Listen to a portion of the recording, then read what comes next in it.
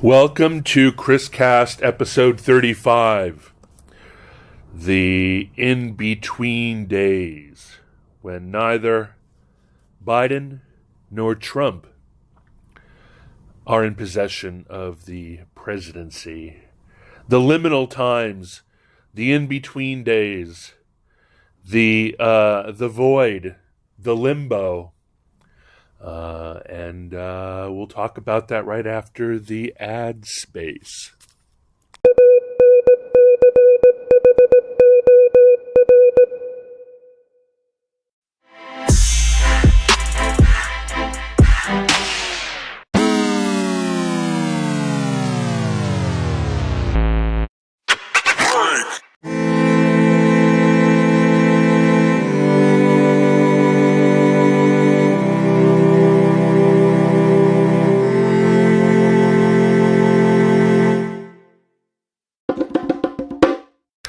Welcome back to episode 35, season 1 of ChrisCast. My name is Chris Abraham, and as you know, I don't make any notes for this. I spent a lot of time asking Alexa and Google for answers, and they give me bizarre answers, but they often give me good answers. Here's an answer from Google. 100 power. In decimal notation, it is written as 1 followed by 100 zeros. It would take about 3.171 times 10 to the power of 92 years to count to a Google if you counted up one number per second. Sweet. She's telling me what a Google is, which is what the name Google came from, except for Google is spelled differently than Google. So they're just homonyms, if that's the right word. So we're in the in-between place. We're hunting for 270 electoral college votes, but I think that Biden has 243, I think, and Trump has 214. And so we're in this in-between space, and it is funny. And the reason why I say it's funny is because, oh man, both sides really thought that this was going to be a wave, that this was going to be an obvious win. The left was convinced that this was going to be the most humiliating election in the entire history of humiliating elections. I think that might be, I don't know who it was. I'm sure the election between Carter and Reagan was pretty bad. Hey, Google, what percentage of the election did Reagan get in 1980?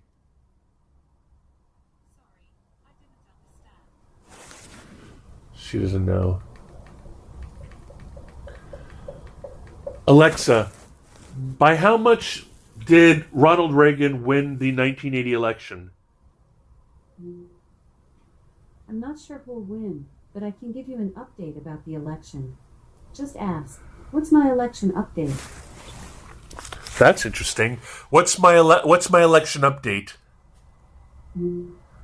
I don't see any new stories about most watched right now.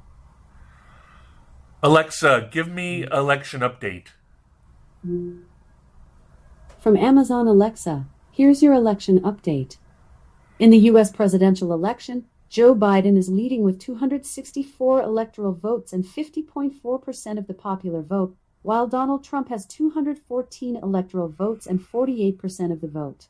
91.6% of precincts are reporting.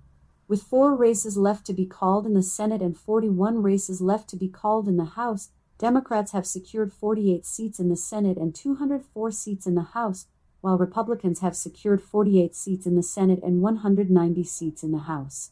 The 2020 Senate special election in Georgia resulted in a runoff election that will take place next January between candidates Kelly Loeffler and Raphael Warnock. Election results are sourced from the Associated Press. Wow, that's really interesting. Anyway, that's sort of what I told you a second ago, but not everybody's following the Associated Press numbers. So 243 is what I think it was telling me on Facebook. A lot of because of the 2000 election and the hanging chads, a lot of people are being extremely careful because they humiliated themselves before, back in 2000 and back in 2016. So the reason why I knew it was going to be a nail biter is because both sides were equally confident that it was going to be an avalanche for their side, that they were going to that the Americans were so indignant from the 250,000 people that Pol Pot Trump killed, and the terrible response and the destruction of the economy, and how embarrassing Trump is to foreign countries. And by the way, hey Google, what percentage of Americans have their passport? 42%. On the website ntacourier.com, they say, according to recent data compiled by the U.S. Department of State's Bureau of Consular Affairs, more than 42% of U.S. citizens have a valid passport. Hey Google, what percentage of Americans have left the United States? Sorry, I don't understand. Alexa, what percentage of Americans have left the United States? Here's something I found on the web. According to pewresearch.org, the median positive approval of the United States and Pakistan in 13 surveys since 2002 has been a mere 15%. No. Hey Google, what percentage of Americans have traveled outside of the United States? Here's a summary from the website skift.com. 45%, or 41.8 million, flew to overseas destinations, 9% more than in 2018. Wow, okay, well, that's pretty good, right? 45% have passports, 45% have traveled outside the United States. So, I'm not quite sure how to help you with that. Thanks. That said, so majority of America doesn't care how they're perceived outside the United States. I guarantee you that a majority of Americans don't think about anything more than maybe Canada when it comes to hockey, and Mexico when it comes to this conservative obsession about illegal immigrants. So this belief that there's going to be some sort of Latinx flood from Central and South America and Mexico. So they don't even think about how anybody except maybe Putin and maybe Assad, or maybe Iran, any of our axis of evil enemies. Nobody cares, and frankly, they don't care what Putin or Assad thinks about us. So that crippling feeling that you have when you jet off to Banff or jet off to Geneva, or have your yearly spring visit with your spouse to Paris, or Tuscany or Nice or Cannes. Nobody cares about that, right? Nobody cares that it's embarrassing, and that when you're in Amsterdam with all your Amsterdam friends, or when you visit all of your friends who have expatriated to Berlin, nobody cares that Angela Merkel thinks that Donald Trump is a moron. Or how could you stand it? Like this constant feeling of hackles up existential crisis. I would say 100 minus 45 is the number of Americans who probably don't believe that a vaccine will work, probably won't get a coronavirus COVID-19 vaccine ever, are anti-vaxxers now, believe that that the coasts are full of ninnies and that they live in a free state, would choose their gun over democracy any day, spend every Sunday and their Sunday's best at church praying to a Lord, not pretending to pray. Like, I don't think a majority of Americans, at least 100 minus 45, I don't believe that they go to church out of virtue signaling. I think that most people of faith are not trying to fool you, like some sort of theosophist or spiritualist who is trying to fool you when they read your tea leaves or read your palms or do your numbers or read your cards, your tarot, etc. I believe that these are earnest, God-loving people. I believe that they are afraid that there's going to be, they're honestly in their bones, they're convinced that the United Nations is going to parachute in like Red Dawn and try to take over the nation, and in a federalism, in a federation, if you will, not unlike Star Trek. Nobody talks about the civil wars and the world wars and the violent protests and the revolutionary defenses that were required in order to federate America and have America federate to the point where it would join the Federation and become a happy, glad, red shirt wearing member of a space race. There was blood spilled in the transition from nation state America, nation state countries in the all over the globe. And don't forget, nation states are a relatively recent happening within the last 500 years.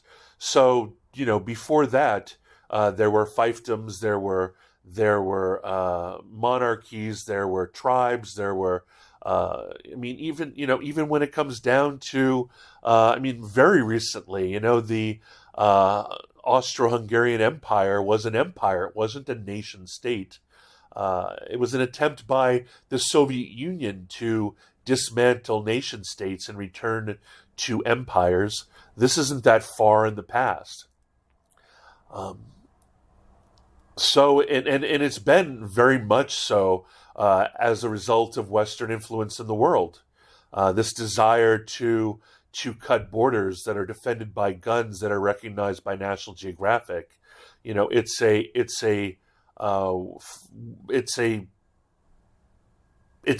modern eccentricity. It's a modern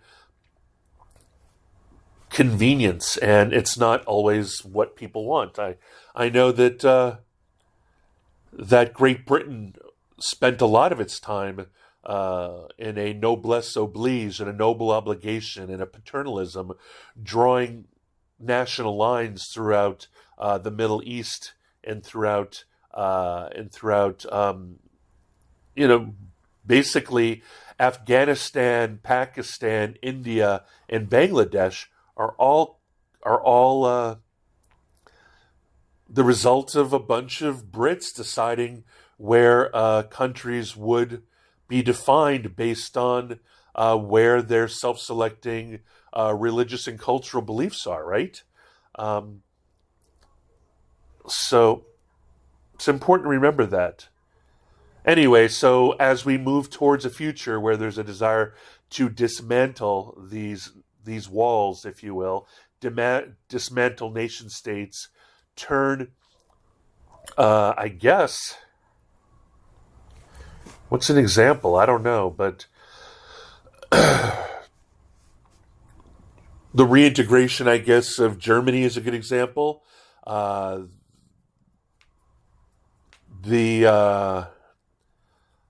don't know. I'm not.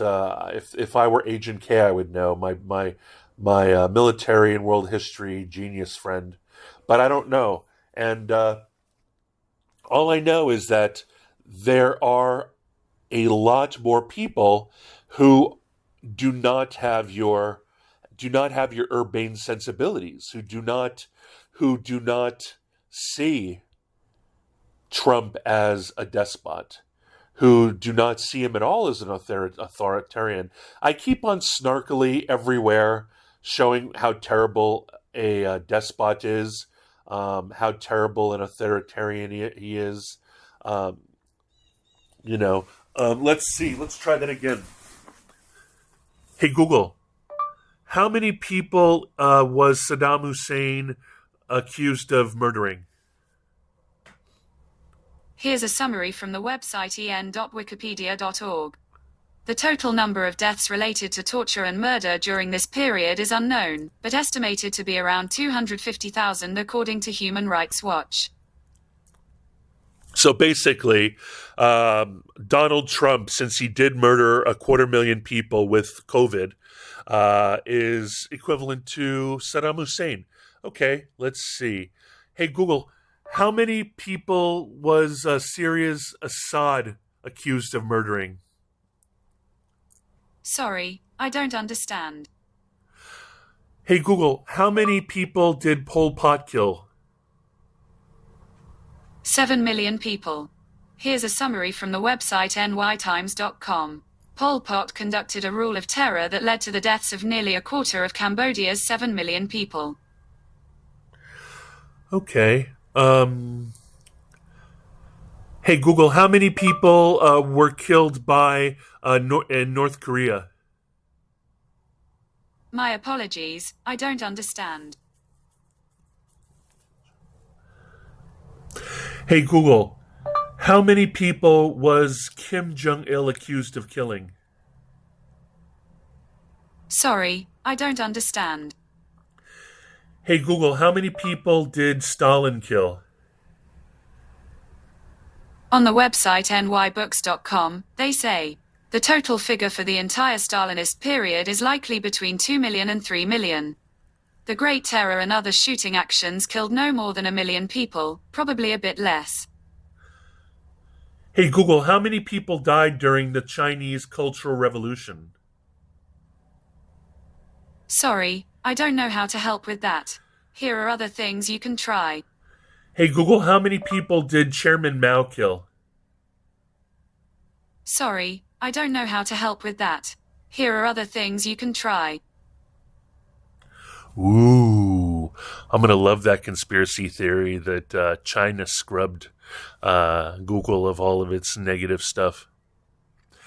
Alexa, how many people died during the Chinese Cultural Revolution under Chairman Mao?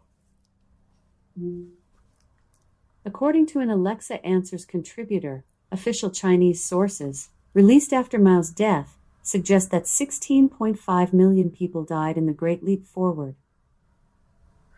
How many people will die in this alleged Great Leap Forward, according to the conservatives in America?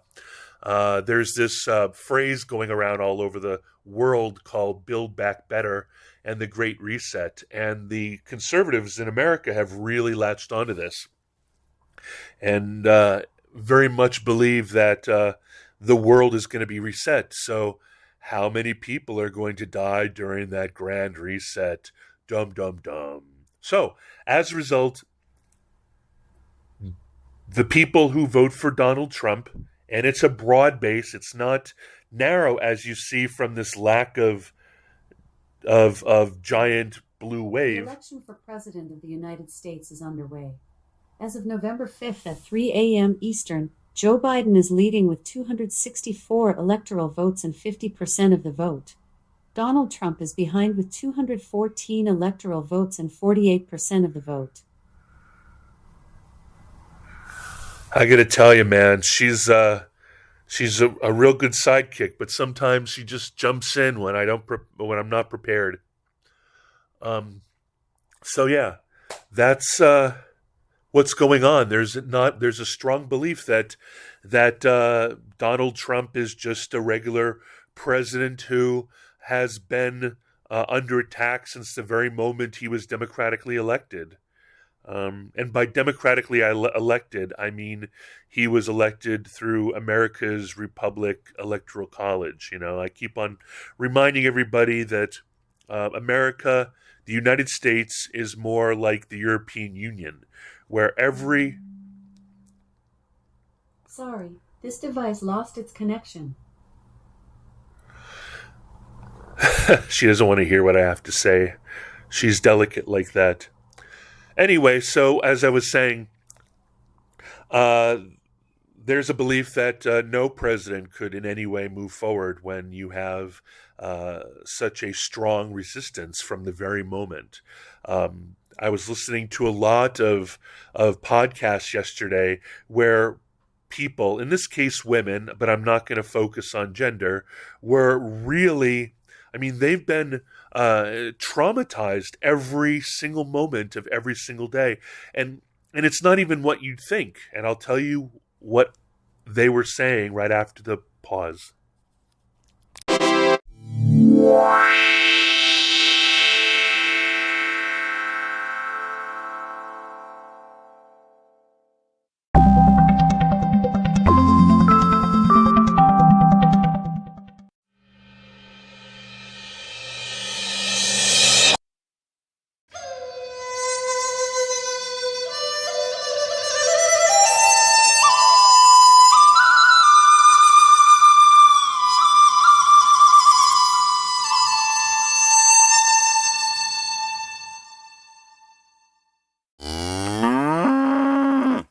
All right, welcome back, episode 35, season 1 of Chris Cast. My name's Chris Abraham. I actually took that break so I could look up the podcast that I was listening to. It is called Stuff Mom Never Told You, and the episode is Election Stress Disorder. And it's pretty interesting. Geico presents Left Brain. And these two ladies are basically talking about all the, not only is there the trauma of a media-fed and social media-fed diet of he's going to kill all the Jews, all the blacks, all the gays, all the trans people, everybody from LGBTQ, anybody who's an immigrant. I mean, kill, like literally kill. All the babies of immigrants, put everybody in cages. He's going to start a pogrom, or he's going to do he's going to put everybody in ghettos, or I don't know. Okay, that's just the first level. Second level is directly related to Greta and AOC's concept of the Green New Deal, and that Garens Ball Barons, America is going to have in 11.7 years, there's going to be a global collapse, and it'll all be Donald Trump's fault because he pulled out from the Paris Accords, the Tokyo Accords, whatever accords had to do with the environment. He pulled out. He pulled out from those accords publicly. The entire world trumpets it, but nobody mentions that Canada did too, right? Canada is basically the Hunter Biden of North America, right? He's the least obvious person, but he's just as corrupt.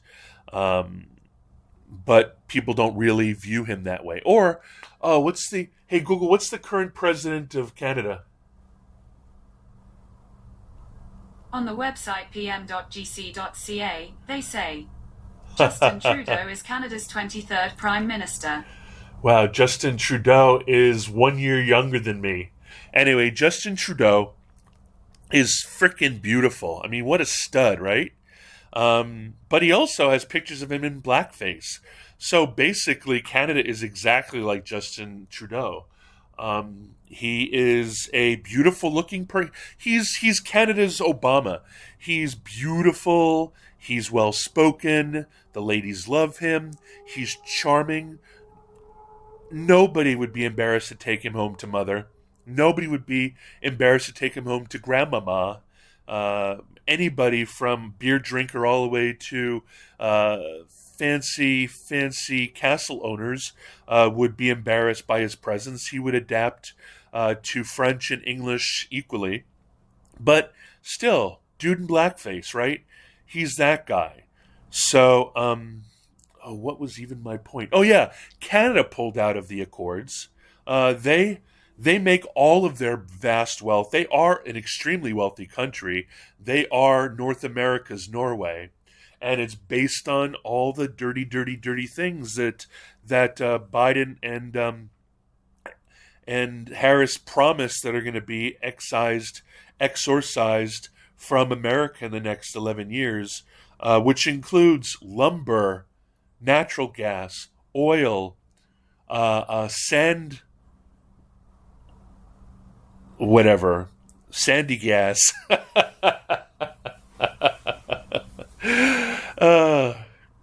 Hey Google, what kind of oil is found in sand? Crude bitumen. On the Crude website bitumen. Wikipedia.com, Tar they say sands. oil sands, or tar sands, are sand and rock material that contain crude bitumen, a dense, viscous form of crude oil. That's what you frack, so extraction methods are necessary. So, I like crude bitumen. That's going to be the name in one of my characters, crude bitumen. Anyway, yeah, so they backed off too. They backed out too, and nobody talks about that. Canada is understands, like Canada wink wink, right? Canada wink wink. So here we are. We're back to this. There's these women, these two friends from Stuff Mom Never Told You, election stress disorder. They not only are they dealing with existential crises, not only do they have Trump derangement syndrome based on the fact that this election is literally the most important election in history. Trump is literally the worst person in history. Trump is literally Hitler. All these things. And add to that, because these women were very honest about their feelings, and if I sound like I'm being dismissive, I'm not. I'm surprised, amazed, and feeling a little bit shitty, a lot shitty, that I'm being so blustery, and we'll talk about that in another episode, because I'm the worst. But they also said that that Donald Trump activated deep traumas of sexual abuse, physical abuse, rape, incest, feelings of even if they weren't raped, which is a Hey Google, what percentage of women have been sexually assaulted?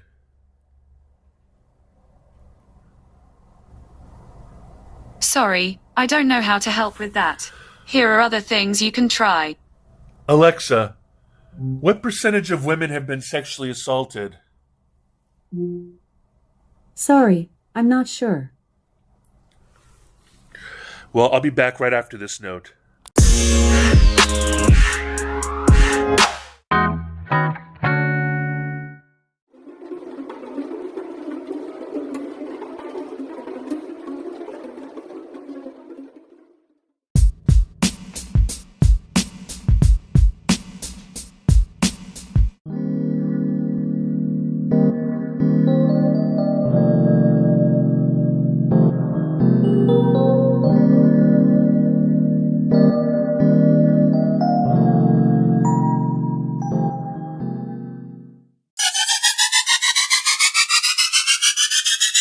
Welcome back. Sorry, there was a phone call. This is Chris Abraham, episode 35 of Chris Cast. So it brought up all this stuff from them. The fact that Trump is, and I think everybody will admit it, an extremely, well, listen, I guess I'm a toxic male. I guess anybody who walks through life completely confidently and, brusquely. I mean, I don't fancy myself a toxic male, but I think that after an open exploration of the women I've dated in the last 30 years, I would say that I'm not the person in the mirror that I thought I was, right? I think I just received an email from someone I was friends with, really close friends with. We had a website and everything. And she told me 20 years later that our little accidental affair uh, destroyed her, made her rethink her perception of men and all kinds of things that I didn't have any clue of.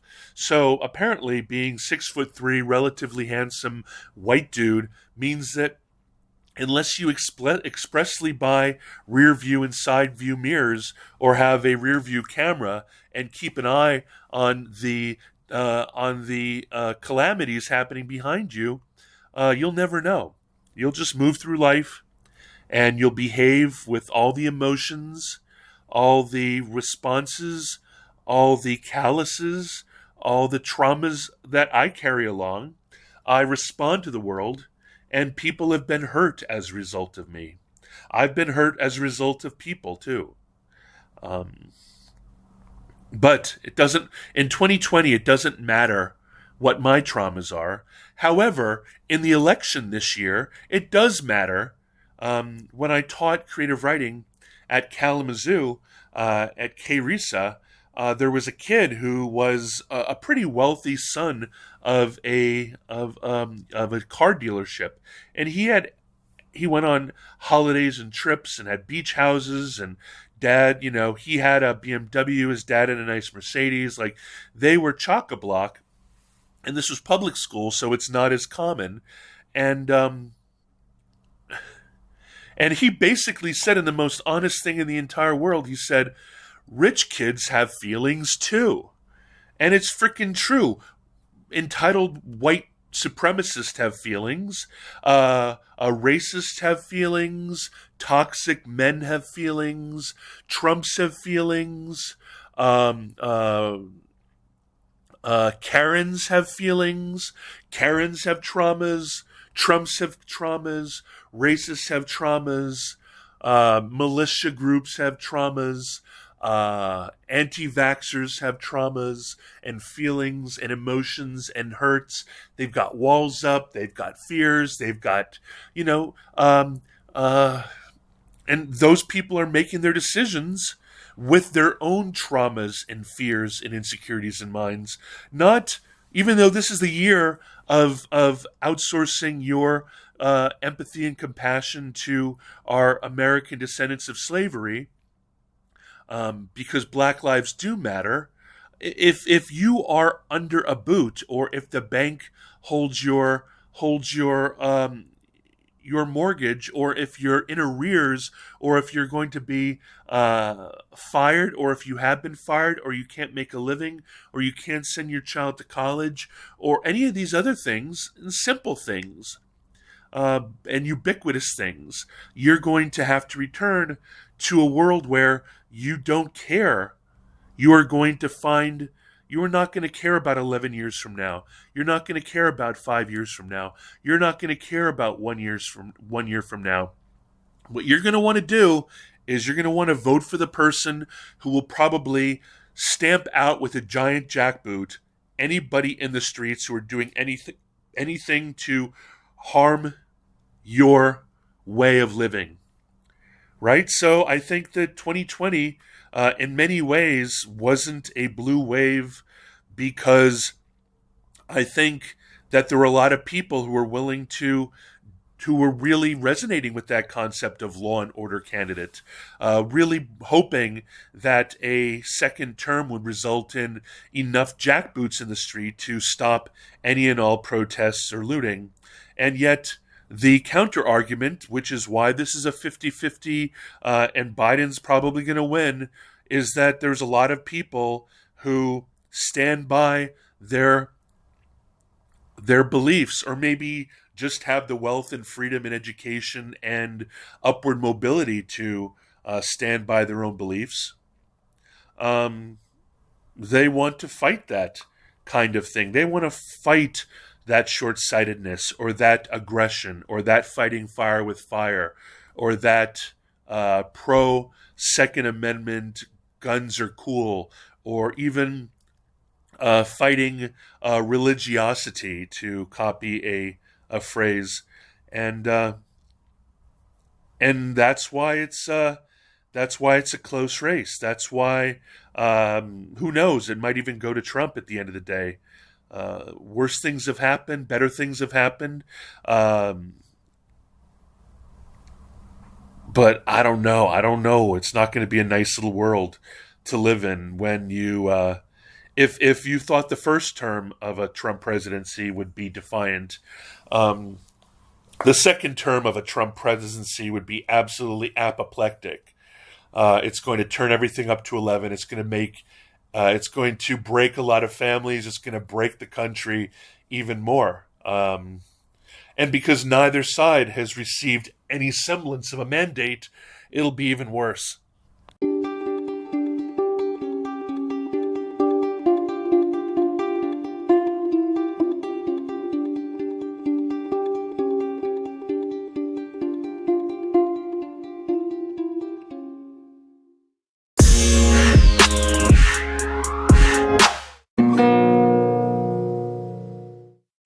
Welcome back. I thought I'd end it there. This is episode 35 of Chris Cast. My name's Chris Abraham. You can reach me at Chris Abraham on Twitter, at Chris Abraham on Instagram, at Chris Abraham on YouTube, at Chris Abraham on LinkedIn, at Chris Abraham. I don't know. I think I mentioned all of them. Instagram, Facebook, Twitter. LinkedIn.com/in/Chris Abraham. And then Chris at Abraham.su. You can text me at +1 202 352 5051, or you can call me there, but I won't answer unless we have a date. And if you want a date, and that's +1 202 352 5051, if you want a date, you can reach me at Calendly. .com/Chris Abraham/15.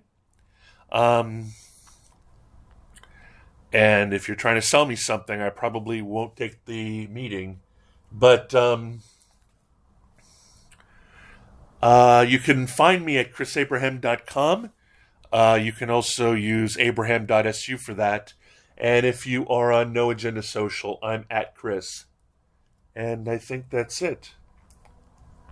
Thank you for coming. Thank you for listening all the way through. I know this is a bit of a rant. I know that my two digital assistants were crazy today, but they're my happy sidekicks.